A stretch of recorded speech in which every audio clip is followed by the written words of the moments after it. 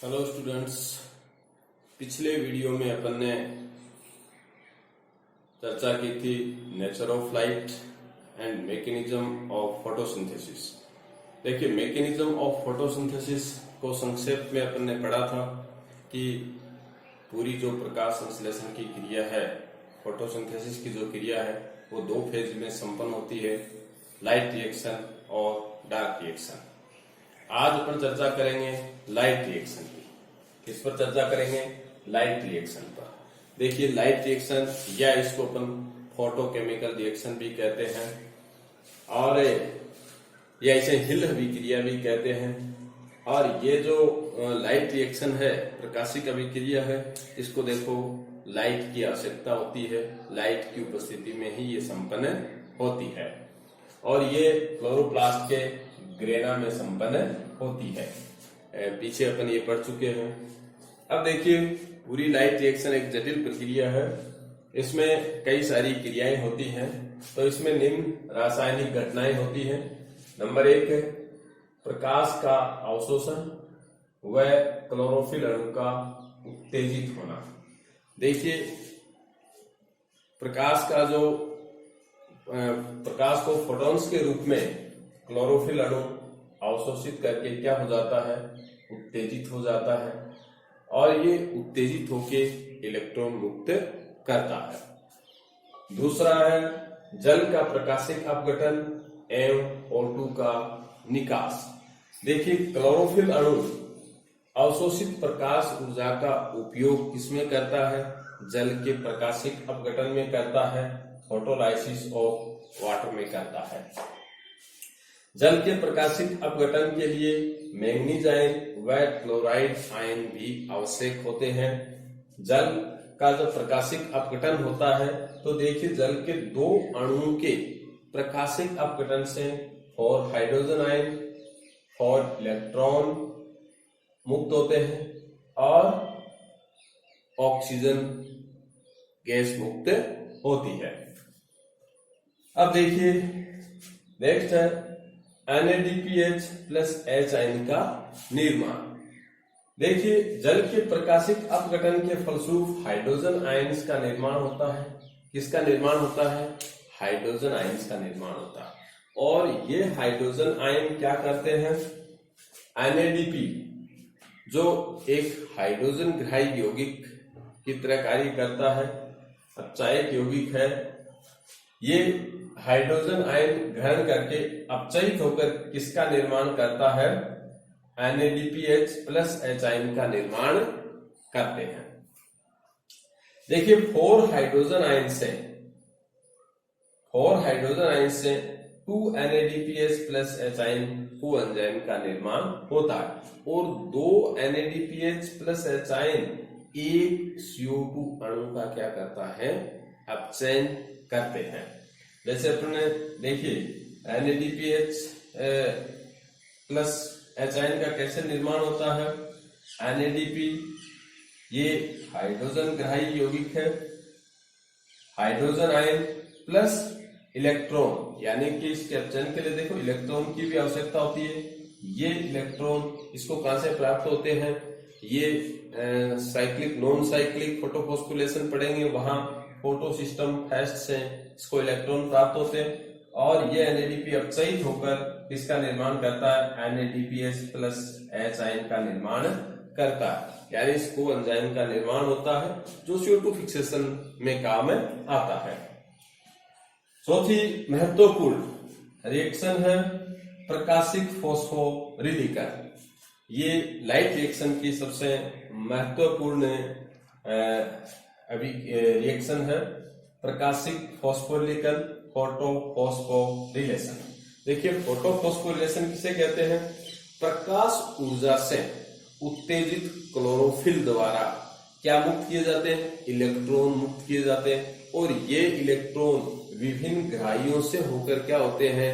गुजरते हैं और इस दौरान क्या मुक्त होती है? ऊर्जा मुक्त होती है और ये ऊर्जा क्या करती है? ADP से ATP का निर्माण करती है। इस क्रिया को क्या कहते हैं? फोटोफॉस्फोरिलेशन कहते हैं। तो ये योग है अपन कि लाइट रिएक्शन के दौरान एडीपी से एटीपी के निर्माण की क्रिया को क्या कहते हैं? फोटोफॉस्फोरिलेशन, प्रकाश फॉस्फोरिलीकरण कहते हैं। ये देखिए दो प्रकार की होती है, एक साइक्लिक फोटोफॉस्फोरिलेशन और नॉन साइक्लिक फोटोफॉस्फोरिलेशन, चक्रीय प्रकाश फॉस्फोरिलीकरण और अचक्रीय प्रकाश फॉस्फोरिलीकरण। इस दौरान देखिए किसका निर्माण होता है? एटीपी का NADPH2 का निर्माण होता है, यानी कि एसिमिलेटरी पावर का निर्माण होता है। ये साइक्लिक नॉन साइक्लिक जो फोटोफॉस्फोरिलेशन है इनकी चर्चा अपन आगे करेंगे। इससे पहले अपन पढ़ेंगे Emerson effect and two pigment system. इसके बारे में पढ़ेंगे Emerson effect and two pigment system, इमर्सन प्रभाव एवं दो वर्णक तंत्रों के बारे में अध्ययन करेंगे। देखिए इमर्सन एवं सहयोगियों ने 1957 में प्रकाश की विभिन्न वेवलेंथ में फोटोसिंथेसिस की दर का मापन करने पर निम्न प्रेक्षण प्राप्त किए, यानी कि इन्होंने इमर्सन ने अपने जो प्रयोग किए वो प्रयोग क्लोरेला पादप पर किए और इन्होंने दो महत्वपूर्ण प्रयोग किए और दो महत्वपूर्ण प्रयोगों के आधार पर इन्होंने ये पता लगाया कि फोटोसिंथेसिस की क्रिया में दो पिगमेंट सिस्टम भाग लेते हैं। देखिए पहला प्रयोग क्या था इनका? रेड ड्रॉप इफेक्ट, यानी कि लाल पतन प्रभाव। रेड ड्रॉप इफेक्ट क्या होता है? जब फोटोसिंथेसिस में प्रकाश संश्लेषण में 680 नैनोमीटर से अधिक वेवलेंथ का एक वर्णी प्रकाश प्रयुक्त करते हैं तो फोटोसिंथेसिस की दर में अचानक क्या आ जाती है? गिरावट आ जाती है और ये गिरावट लाल प्रकाश क्षेत्र में होती है, इसलिए इसे रेड ड्रॉप कहते हैं। क्या कहते हैं? रेड ड्रॉप कहते हैं या लाल पतन प्रभाव कहते हैं। दूसरा है इमर्सन वर्धीकरण प्रभाव।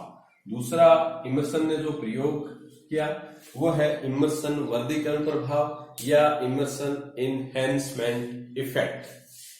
इसमें क्या किया कि इमर्सन एवं साथियों ने जब पादप को उच्च तरंगदैर्घ्य 680 नैनोमीटर से अधिक एवं निम्न वेवलेंथ तरंगदैर्घ्य यानी कि 680 नैनोमीटर से कम का प्रकाश एक साथ पादप को दिया तो देखा कि फोटोसिंथेसिस की दर में क्या हो जाती है?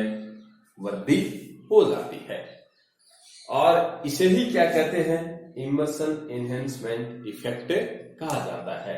यानी कि इस प्रयोग में इमर्सन ने क्या किया कि पादप को उच्च वेवलेंथ यानी 680 नैनोमीटर से अधिक व कम वेवलेंथ 680 नैनोमीटर से कम का प्रकाश यानी कि मिक्स रूप से एक साथ पादप को दिया तो देखा कि फोटोसिंथेसिस की दर में अचानक क्या हो जाती है? वृद्धि हो जाती है और इसे ही क्या कहा? इमर्सन एनहेंसमेंट इफेक्ट कहते हैं। देखिए ये जो वृद्धि होती है फोटोसिंथेसिस की दर में, जो ये वृद्धि होती है दोनों प्रकाश एक साथ मिक्स रूप से देने पर, ये वृद्धि उच्च वेवलेंथ के प्रकाश यानी उच्च वेवलेंथ का प्रकाश पादप को देने पर जो प्रकाश संश्लेषण की दर है वह निम्न वेवलेंथ का प्रकाश पादप को देने पर जो प्रकाश संश्लेषण की दर होती है, उन दोनों दरों के योग से क्या होता है? अधिक होता है। यानी कि दोनों को साथ देने पर दोनों के योग से क्या होता है? अधिक होता है और इसे ही इमर्सन एनहेंसमेंट इफेक्ट कहा जाता है। अब देखिए इन दोनों प्रयोगों के आधार पर इमर्सन इस निष्कर्ष पर पहुंचे कि फोटोसिंथेसिस के लिए दो वर्णक समूह पाए जाते हैं, दो पिगमेंट सिस्टम पाए जाते हैं। एक वह पिगमेंट सिस्टम जो अधिक वेवलेंथ प्रकाश का अवशोषण करता है, एक अधिक वेवलेंथ प्रकाश का अवशोषण करने वाला वर्णक समूह जिसको क्या कहते हैं? फोटोसिस्टम फर्स्ट, और दूसरा कम वेवलेंथ प्रकाश का अवशोषण करने वाला जिसे क्या कहते हैं? Photosystem second.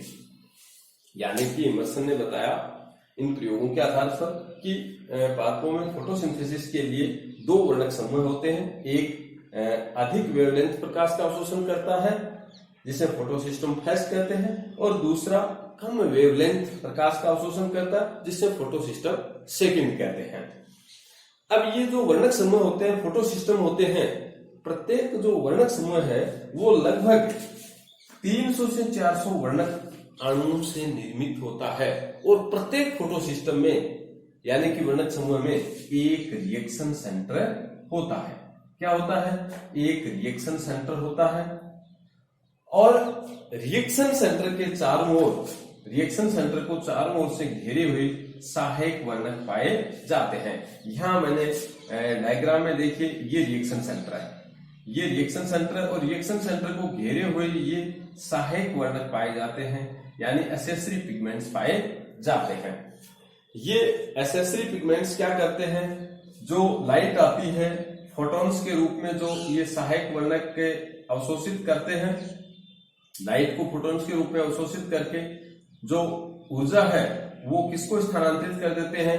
रिएक्शन सेंटर को स्थानांतरित कर देते हैं, जिससे रिएक्शन सेंटर उत्तेजित होकर क्या मुक्त करता है? इलेक्ट्रॉन मुक्त करता है, और ये इलेक्ट्रॉन प्राथमिक इलेक्ट्रॉन ग्राही द्वारा ग्रहण कर लिया जाता है। अब देखिए, ये जो सहायक वर्णक होते हैं, एक्सेसरी पिगमेंट्स होते हैं, जो रिएक्शन सेंटर को घेरे हुए रहते हैं, और जो ऊर्जा आती है प्रकाश ऊर्जा फोटॉन्स के रूप में, उसको अवशोषित करके रिएक्शन सेंटर को स्थानांतरित करते हैं। इन सहायक वर्णकों को क्या कहते हैं? एंटेना मॉलिक्यूल्स कहा जाता है। इन्हें क्या कहते हैं? एंटेना मॉलिक्यूल्स कहते हैं। तो ये अपने एक फोटो सिस्टम की क्रिया के बारे में था कि एक फोटो सिस्टम में क्या होता है, 300 से 400 वर्णक के अणु होते हैं, और इसमें एक रिएक्शन सेंटर होता है, और जो रिएक्शन सेंटर के चारों क्या पाए जाते हैं? एक्सेसरी पिगमेंट्स पाए जाते हैं, जिसे एंटेना मॉलिक्यूल्स कहते हैं, और ये एंटेना फोटॉन्स को अवशोषित करके ऊर्जा किसको स्थानांतरित करते हैं? रिएक्शन सेंटर को स्थानांतरित करते हैं, जिससे रिएक्शन सेंटर है वो उत्तेजित होकर इलेक्ट्रॉन मुक्त करता है। ये इलेक्ट्रॉन प्राथमिक इलेक्ट्रॉन ग्राही द्वारा ग्रहण कर लिया जाता है। तो ये स्टूडेंट्स एक फोटो सिस्टम के बारे में था। तो प्लांट्स में प्रकाश संश्लेषण के लिए दो फोटो सिस्टम पाए जाते हैं, फोटो सिस्टम फर्स्ट और सेकंड। इनका अध्ययन अपन नेक्स्ट वीडियो में करेंगे। फोटो सिस्टम फर्स्ट और फोटो सिस्टम सेकंड का अध्ययन करेंगे। उसके बाद साइक्लिक और नॉन साइक्लिक फोटोफॉस्फोरिलेशन का अध्ययन करेंगे, क्योंकि इनमें ये पिगमेंट्स भाग लेते हैं। साइक्लिक में फोटो सिस्टम फर्स्ट भाग लेता है, नॉन साइक्लिक में फर्स्ट और सेकंड दोनों भाग लेते हैं। उसका अध्ययन अपन नेक्स्ट वीडियो में करेंगे। अब इससे संबंधित कोई समस्या हो तो आप कमेंट करके बताइए, नेक्स्ट वीडियो में उसको एक्सप्लेन करूंगा।